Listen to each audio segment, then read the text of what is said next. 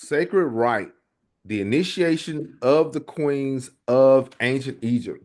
Yeah, I'm excited about this one. You listen to King Cam Ujumbe Podcast. Ujumbe means message.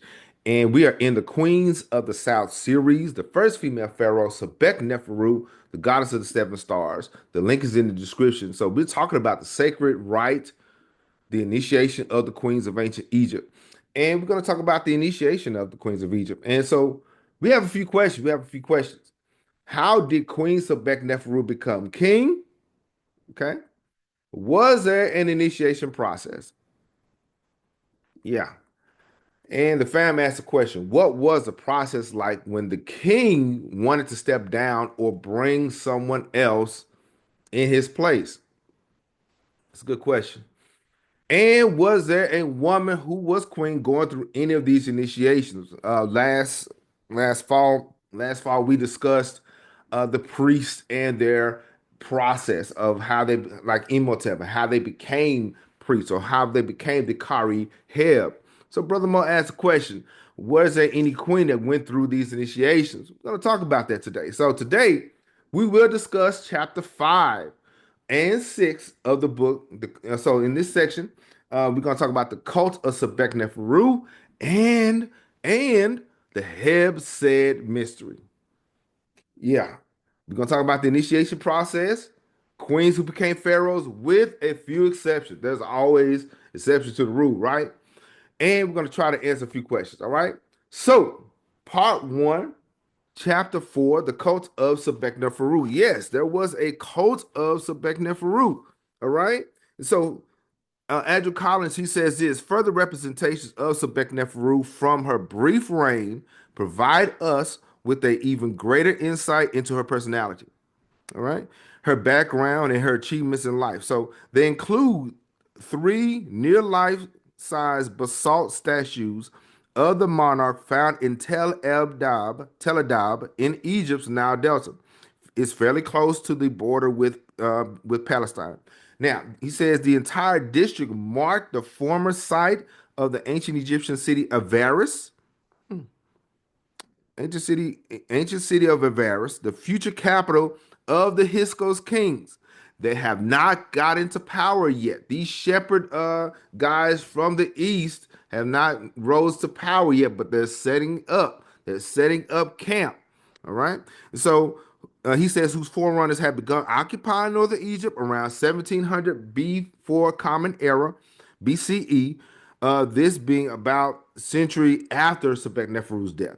So the Hyksos kings are already setting up shop. All right. So the cult of Sobekneferu. Now, Collins stated there were two statues found. One was made of basalt, dated during the reign of Sobekneferu. Now, they bore the inscriptions of her Horus or Haru name Merit Ra and her name Sebek Kara.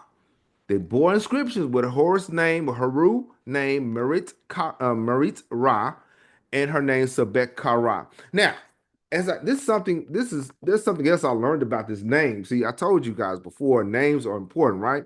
So we're gonna get to that in a minute. Merit Ra. Hold that thought, right? Hold on to it. So along there, when they discovered the statue, there was a proclamation that she was beloved of Sobek, the Fayumite Shedeti, the Horus residing in the Fayum in peace. Sobek, who is in blank. Now, most of that part, according to the book, a lot of that has been the hieroglyphic is missing beyond this point. Although one of the statues bore a more complete inscription that allowed Hibachi, who was an archaeologist, Hibachi, to read the next line. Sebek, who was the kin Kintishi in Para. Huh, what's that? Now, the curious term kin tishi in para, meaning the garden of the palace. Okay, garden of the palace. Now, this is identified as a very likely place of residence for the crocodile Neter Sebek in the Tel Adab area. Okay, so this was a major location. This is a major location of knowledge and culture, right? So he says, noting that the old name for the area where the statues have been found, it means the mound of pools. Okay, so Hibachi suspected that this was the former site of a Sobek temple. So this has been an area that was religiously used for a very long time. All right, let's go. Now the question: was she a priestess though? Was she a priestess? Okay, there is another statue that they found. There's another statue that they found. Get the book. There's another statue.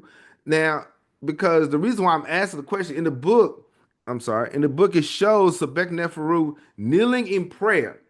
Now, I can't find the exact picture for the presentation. So, but I'm gonna say this. Often when a statue of a person in Kemet or anywhere is kneeling, they're in prayer, right?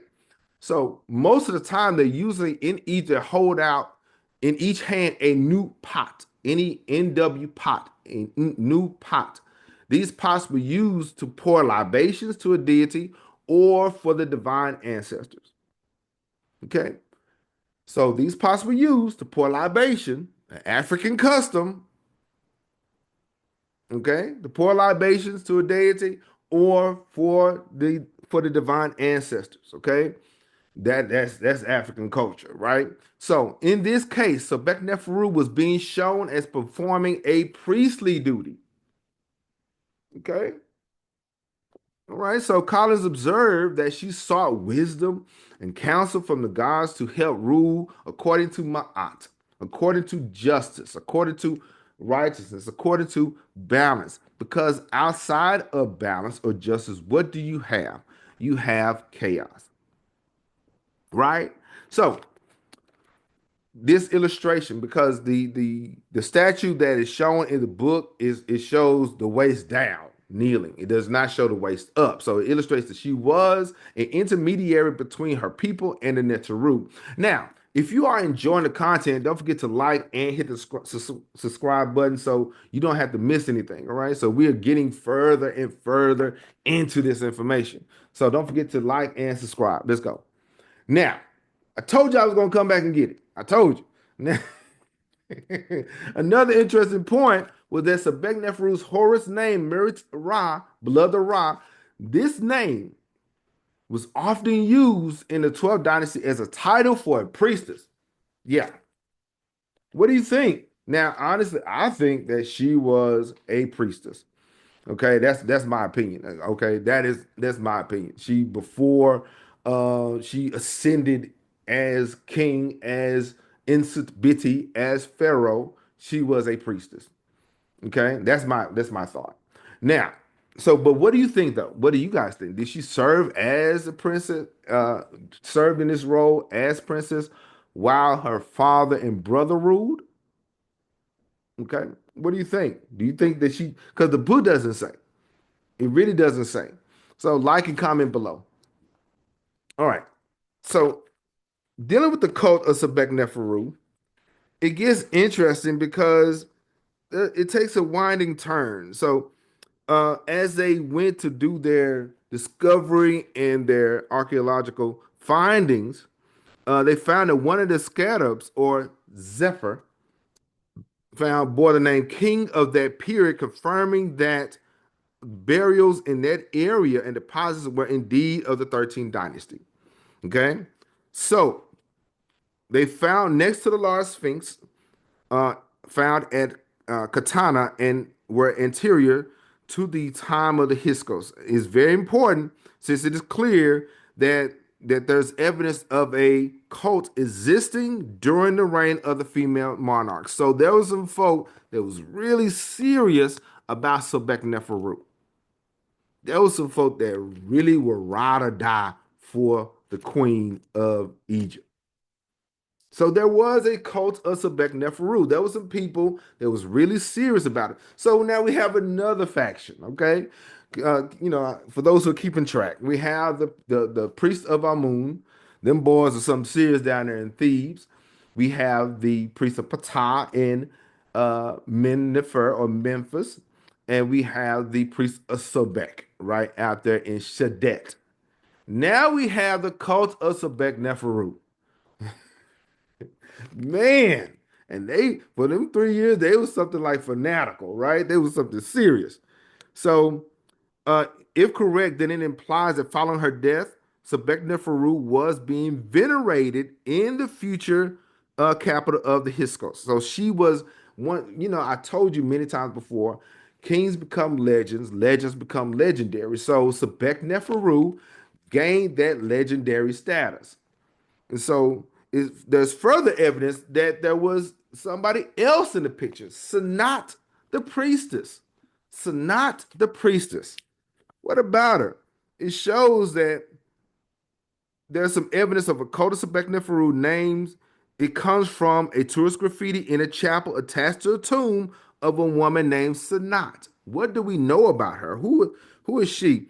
Now, she was buried alongside her husband or son. This is page 50.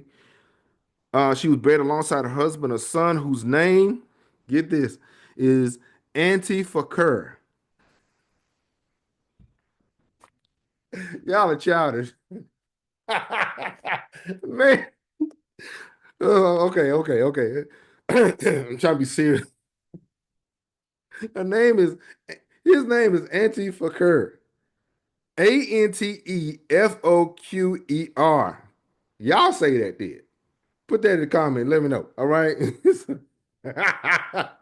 This person was vizier to Amenemhat the first, the founder of the 12th dynasty, and afterward to his son Senuseret the first.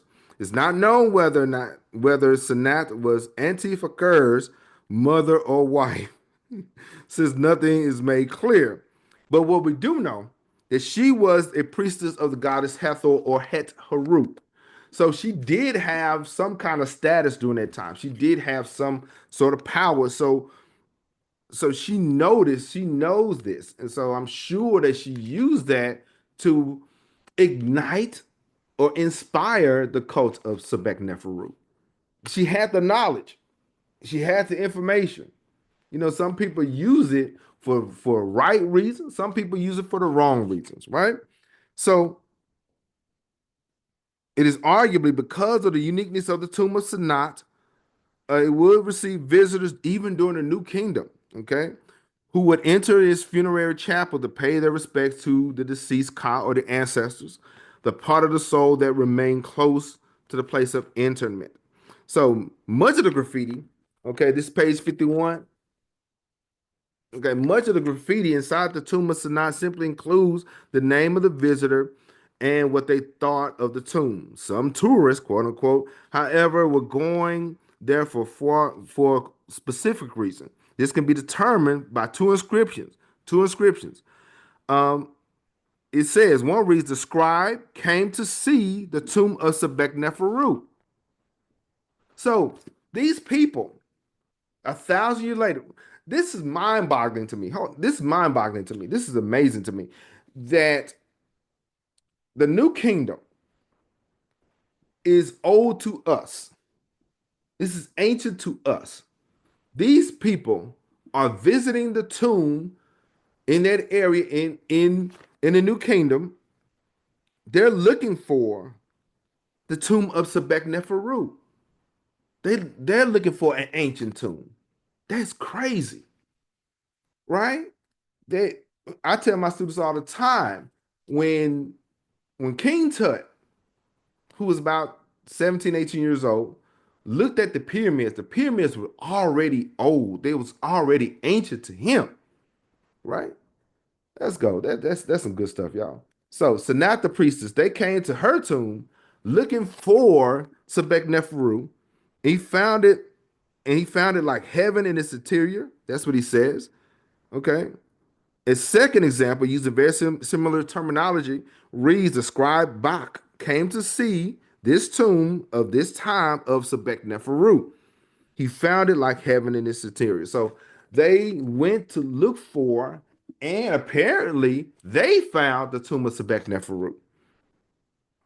But where is her final resting place now? What do we know about it? Where is she laid to rest? Huh. Because it can be recalled that this was during the early period, so her true final resting place has never been found. Nobody would seem to have officially recorded what happened to her at the end of her reign. Nobody knows. So you're saying nobody knows what happened to this influential king slash queen of Egypt. Nobody knows.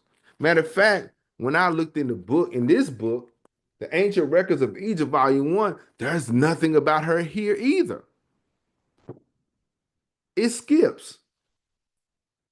So that's mind-boggling. So, but having said this, he says this. Having said this, there are solid contextual grounds to suspect that one of the two pyramids in Manzguna, the site just beyond the Nile Valley, south of the main pyramid field of Dashur, might have been her intended final resting place, but we don't know. We don't know. But okay, we are going to have a live series finale towards the end of this session. Fall from grace. We're going to get into that discussion about what happened to uh Sobekneferu and her brother, because I think something happened. We're going to try to find out who was involved. We're going to try to find out who got who, and did she get her hands dirty? Mm. Now, part part one, chapter 6, the Heb Sed Mystery. The Heb Sed Mystery. And so the statues of Sobekneferu uh, from the Paris and ones from Berlin, with as well as the found in Nile Delta, help us better understand how much the monarch wanted to be perceived. Okay, um, and so they were designed for like a PR, public relations thing. And so she wanted to be perceived by those who gaze upon her living form. However, they do not provide us with a clear impression of what exactly was going on during her reign. Nothing really says anything about her life because Akhenaten, he he used the hieroglyphics and the walls as like social media. He posted all the time. Ramses did too. But there's nothing about Sobekneferu here. Or it shows or how she came to wear the double crown of Upper and Lower Egypt. So there's question about that. All right. My initial response, okay, dealing with her right to rulership, my initial response was duh, she's the king's daughter.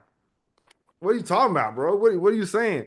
It's the king's daughter. She by right is the heir to the throne. But because one of her names is the crown is established. That's her name. But she still had to undergo a process. Yeah, we're gonna talk about that in a second. She still had to undergo some kind of process. Somebody wasn't happy about this.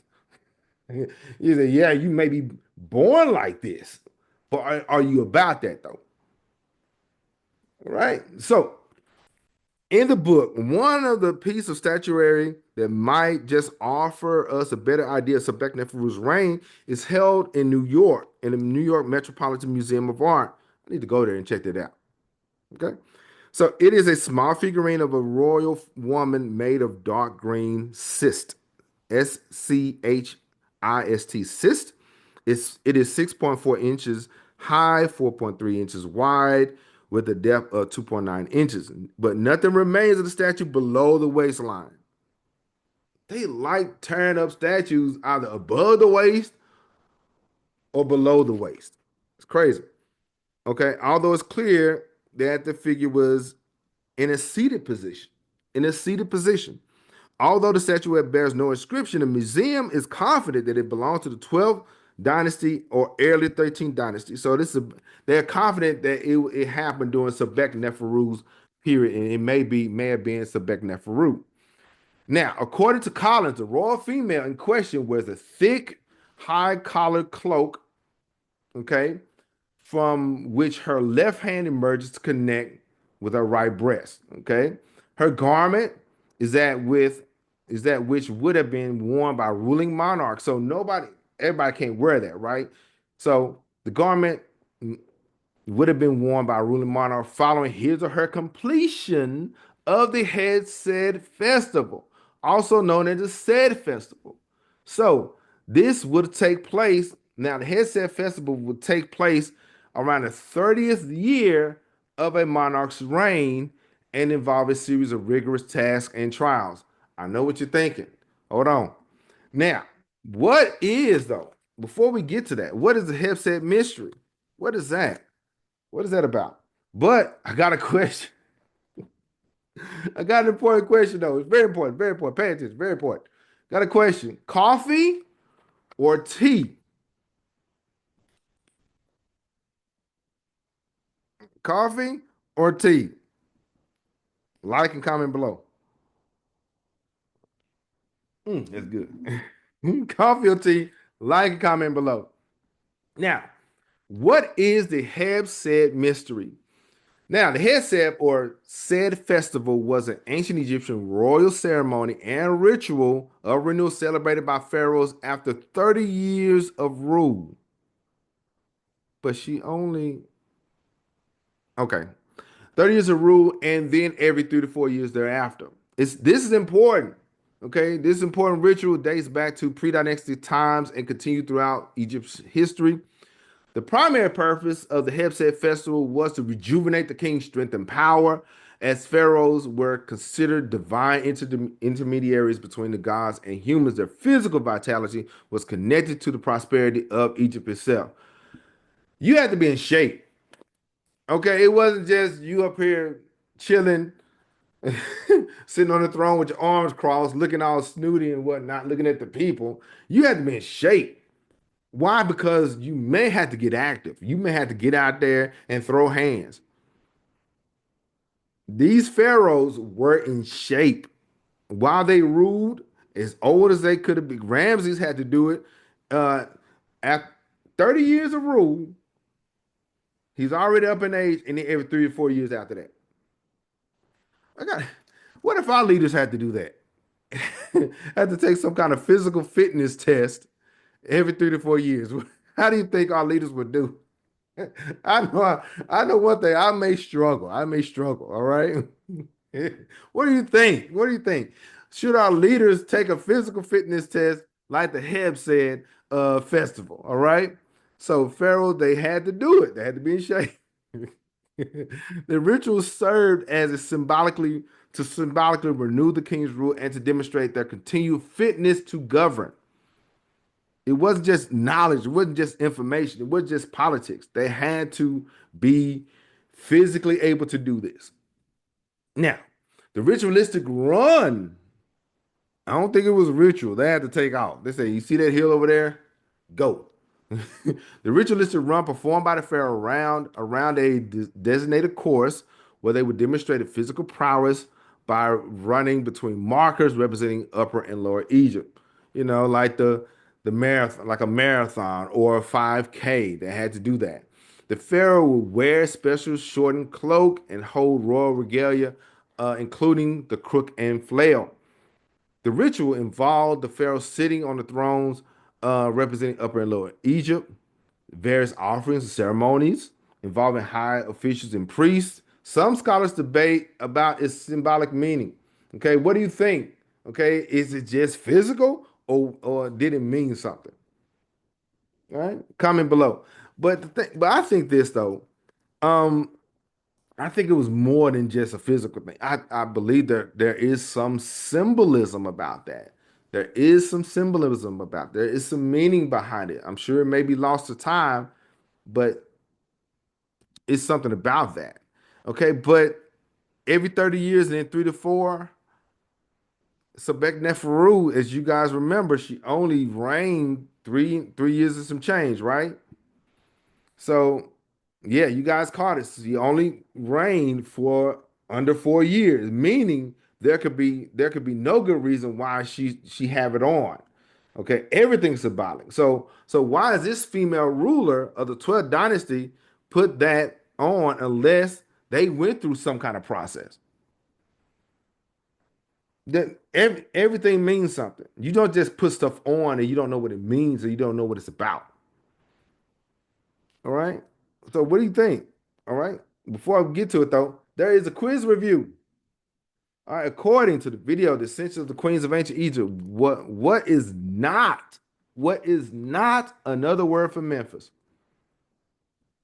Mennefer, Hetkapata, Shadet, the Jed Sa'ut. Okay. The correct answer is Sadet. Okay. The other three, that it were other names for Memphis. All right. Check that video out. All right. If you are right, okay, if you're right, like and comment below. If you got the answer correct, don't cheat. Don't cheat. Okay. If you got it right the first time, hit the button. Now, let's recap though. Memphis is the capital of Lower Egypt. The original name of the city was Eneb Hedge, white walls. It was the first nome in the Lower Egypt established by the first pharaoh of Egypt, which is Menes, right? Nefer, right? So the old kingdom, they called it the Jesuit, everlasting places, and the Middle Kingdom, Anktawi, a place where the two lands live. And as I mentioned before, when you see a circle with an X on the inside of it, that means it is a place, it is a location. All right. And so, of course, Memphis of Mennefer means enduring and beautiful. And Hetzkah is the house of Solar Ptah, or house of creation, rebirth, and change. Sadet, remember, Sadet is the capital of the Fayum region. Now, if you're enjoying this content, don't forget to subscribe. Now, but we're going to get into this. Who was the real mother of King Tut, though? We're going to talk about that. All right. We're going to talk about DNA dynasties and deception, the hunt for the true mother of King Tut. We're going to talk about that because people got questions. Okay. Shout out to Ronald Westcott. He said, well, I know that the family and her son, Tutankhamun, the boy king, add three generation family paternal DNA and maternal DNA is R1b.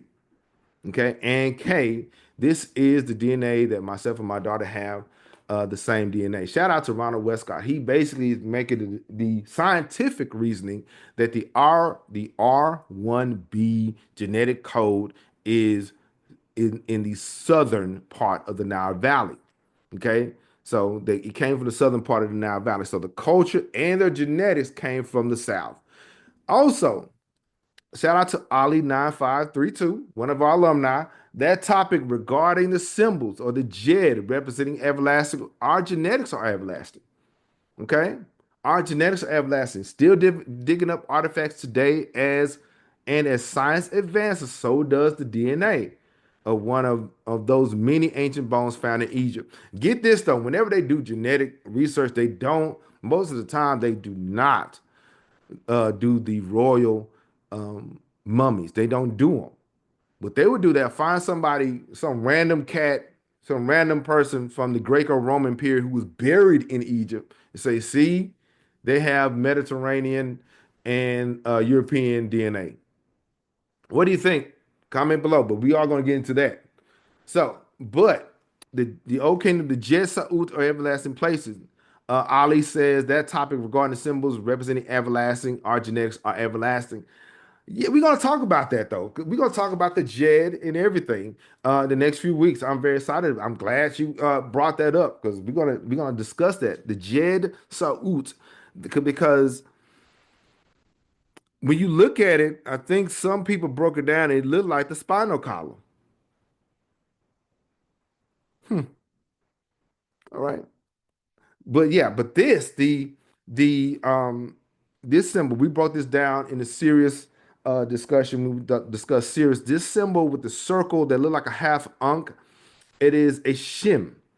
That means everlasting. That means eternal. Okay.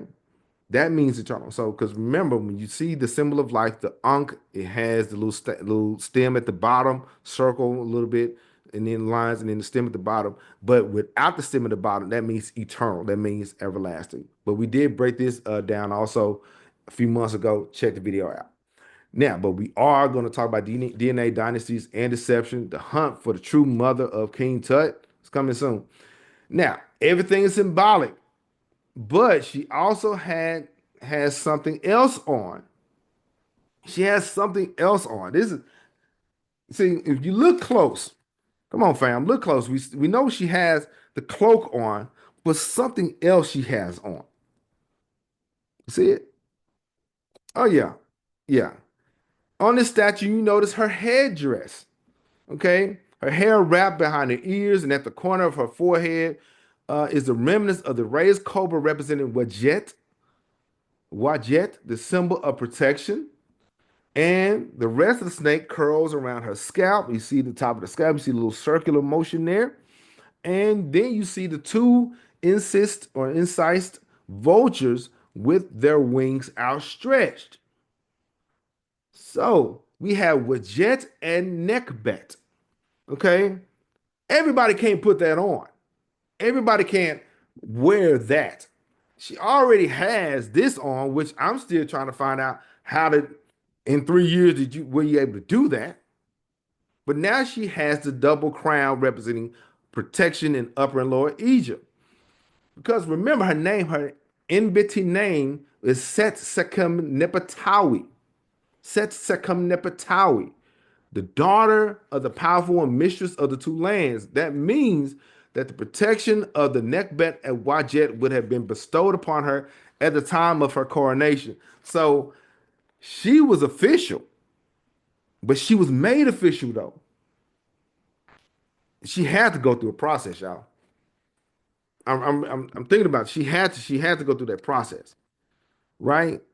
So she was the daughter of the powerful one, mistress of the two lands, meaning protection of the Nekhbet and Wadjet.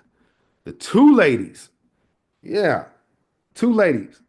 The vulture crown associated with the goddess Nekhbet was one of the most important symbols of queenship in ancient Egypt. Nekhbet, the vulture goddess of Upper Egypt, was seen as divine protector of the pharaoh and the nation, be it male or female. The vulture itself is a sacred bird symbolizing maternal care and watchful protection, and queens who wore the vulture crown were believed to embody those qualities. So every every queen didn't have that on either. This getting interesting. You just didn't put things on just because it looked nice or it matches. It represented something. So every queen, based on this definition, based on this term, every queen could not have this on. All right. So the crown itself consisted of a vulture figure, outspread wings, often depicting hovering over the queen's head. It was like overshadowing of the queen's head. The symbol reinforced the idea that the queen was divinely sanctioned to act as guardian of Egypt. Sobekneferu was seen as a guardian of Egypt. All right. Wadjet, okay, Wadjet, also spelled Wadjet, translate Uadjet, translates to green one. Okay, being green, and offers and refers to a cobra goddess, the patron deity of Lower Egypt and protector of kings, often depicted as a cobra twined around a papyrus stem. Sobekneferu put them together. That was her royal titulary. That was her royal titulary. She put those two together. Now, but the question is, have you heard of the tale of the two ladies? We'll talk about that because we're gonna in the next few weeks. Next week, hopefully, we will be unlocking Kemetic wisdom. The fam is coming out. I got some special guests coming on. They're gonna talk about a lot of things and their books. All right, I'm very excited about it. Next Sunday, 2 p.m. Central Standard Time is going down. All right, so dealing with the Heb Sed mystery, it is possible that the figure shows that Sobekneferu at her coronation might imply that she was trying to convey the fact that she herself had undergone a special trial, or special trials comparable to those of the Heb Sed festival. So, according to Collins, she went through a process. Okay, it may have been rushed though, but she had to go through. There's some things that you have to do. There's some people that you have to appease, right? Yeah, you may have been born queen, born king here. Yeah, your brother may have died. We're not sure how though. You still got to undergo a special trial. Okay, what did the trials entail? Okay, I know it was a rush process. But one thing for sure had to be recognized and accepted by the royal court and the priesthood. So everybody had to agree. If you are the ruler of the North and South, we all had to accept you as such. We have to receive you as such. So this would include the priest of Sebek of Shadet, the priest of Ra and Heliopolis, and you know them boys, the priest of Amun in Thebes. So yeah, they say you might be born queen, but you need to be made queen. So they all was at that session. Man, that that I'm sure was pretty interesting. I'm sure that some things was business was handled. All right. Yeah, you may be born queen, but you need to be made queen. The priest of Sebek was there, priest of Ra was there, and them boys down south. They came. So in chapter 6, the Heb Sed mystery, it's really interesting and enlightening to know that Sobekneferu, uh, the process of how she ascended to the throne remains a matter of debate, but it shows that she did ascend rightfully, and she was received as queen and king of Egypt. But now get this though. The special process, if we accept this process, if we accept it, if we realize that she went through a special process, either she went through the special process before coronation or when she was 16, when her brother entered into brief 1 or 2 year co-regency with her father, she may have went through the process then when she was 16. Okay. Or if she was 25 when her brother entered the co-regency, she may have went through a process. Okay. So there may have been moments in time where she had to undergo that. All right. Let's go. Now, we just talked about chapter 5 and the Cult of Sobekneferu and the Heb Sed mystery. Now, we're going to get into the initiation process. Yeah, yeah. Yeah, so ancient Egypt was one of the most advanced and enduring civilizations of the ancient world, with a structured monarchy that placed a great significance on divine rulership. While the pharaoh was the supreme ruler, queens played a crucial role in ensuring stability and continuity of the throne. Now, far from being just their wives, though, Egyptian queens held political, religious, and ceremonial authority, which some even ascended to the throne as rulers. Queenship in Egypt was primarily determined by lineage. We discussed that before, marriage and religious endorsement, with many queens originating from the royal bloodline.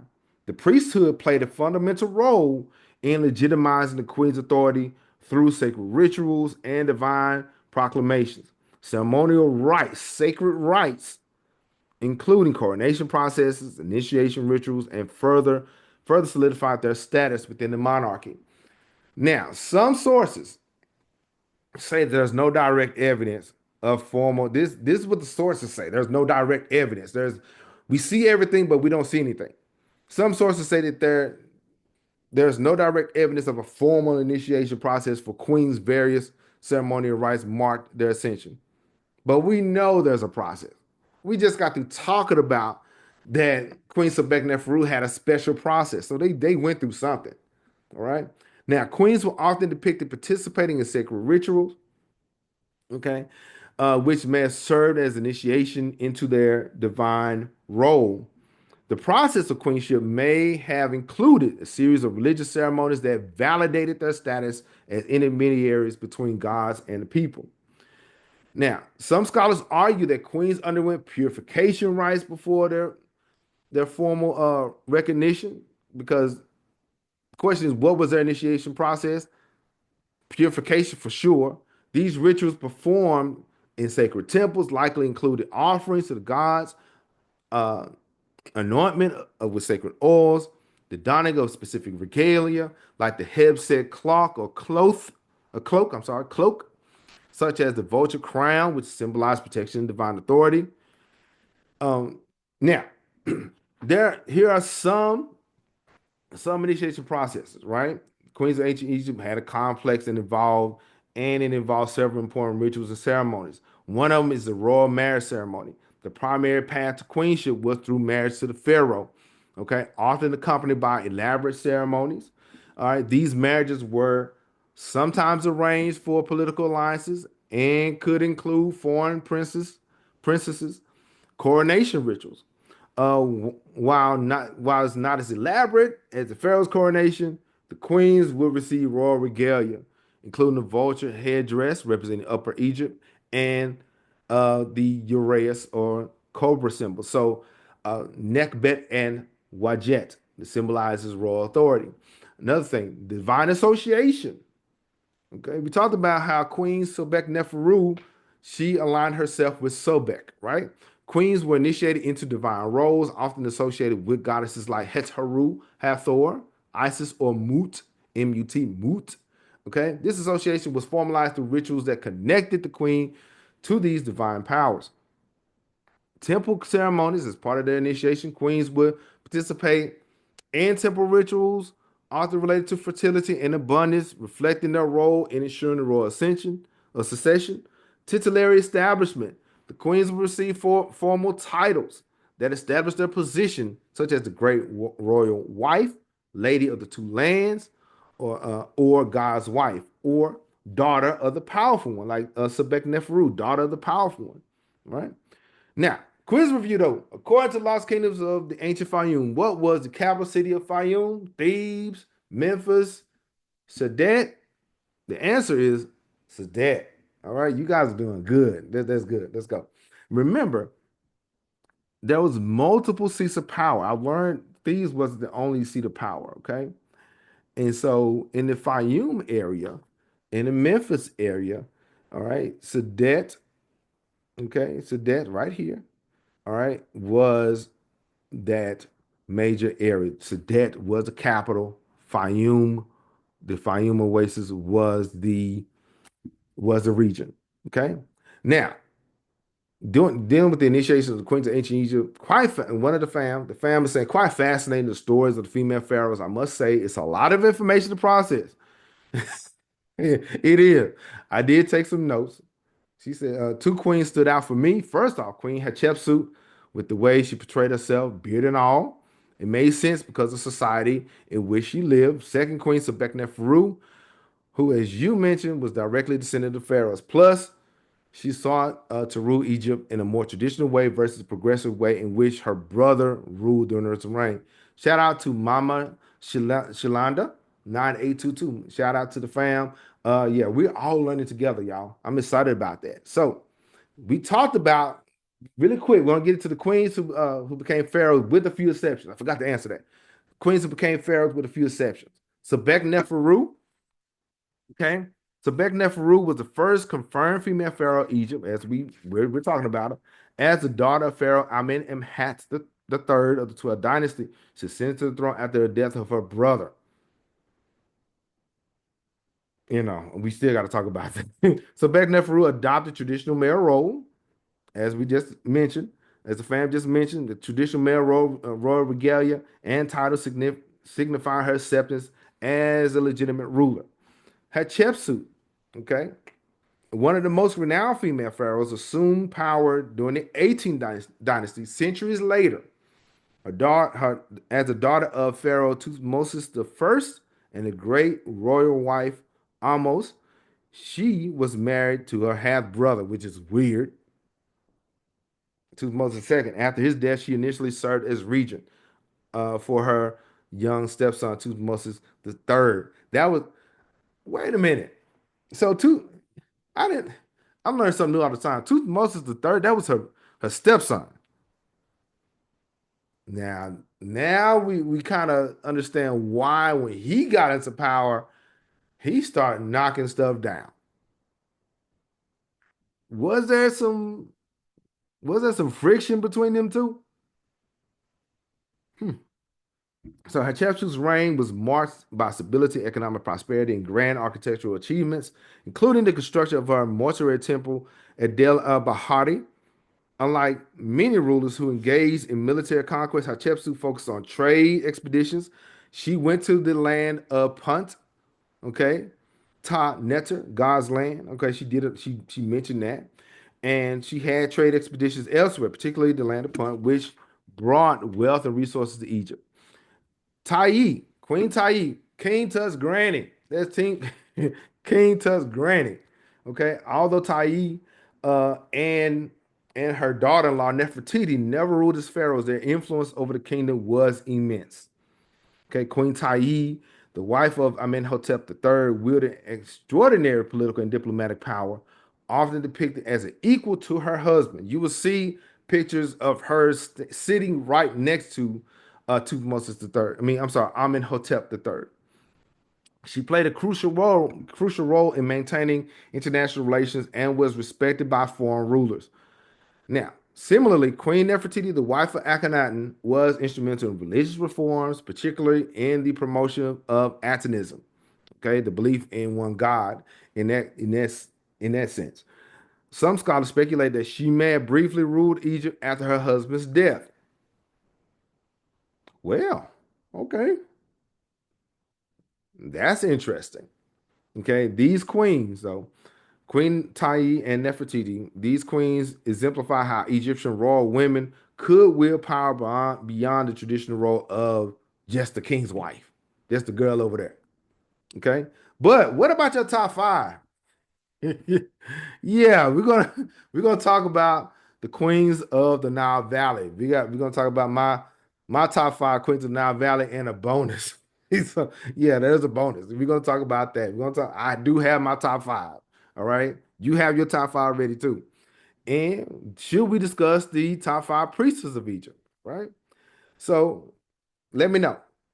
Now we talked about the cult of Sobekneferu, the Heb Sed mystery, the initiation process. We answered a few questions. But what? Wait a minute. What was the process like when the king wanted to step down?